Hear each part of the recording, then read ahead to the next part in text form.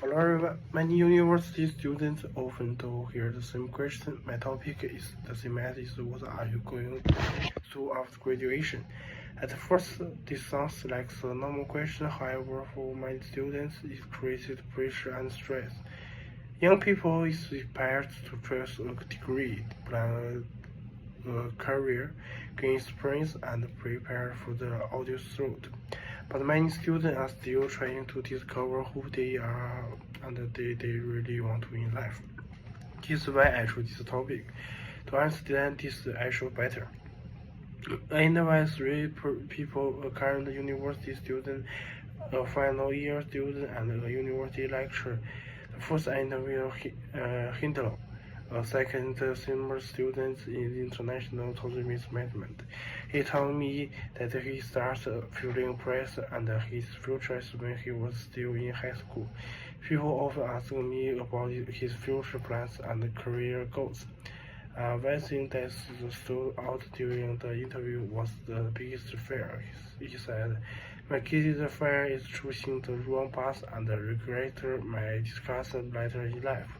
I think many students can relate to this feeling because choosing a career is a very important thing. Hindle also shared an experience from his part-time job. He was given many responsibilities even so he did not feel prepared. This made him feel that he had to grow up quickly and become more responsible. Next, I interviewed Chris, a physical student who is currently in his final semester. Since his just graduation, his courses are different. When I asked her if she feels ready for the next stage of the life, he answered hastily. He said, "I feel like I'm only half ready for the next stage of my life." Although she has part-time work experience, he is still worried about entering full-time employment. Although he was a part-time practical experience, he's worried about entering full-time employment. Other internet point is that career goals has changed over time. When he first entered university, he wanted to become a clinical physical linguist.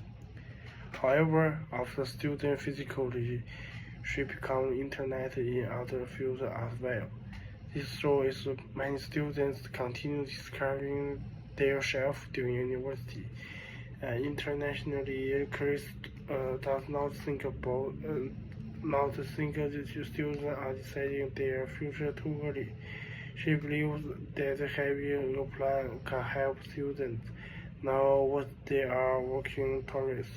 Finally, I interviewed a university lecturer. The lecturer believes that many students place too much pressure on themselves.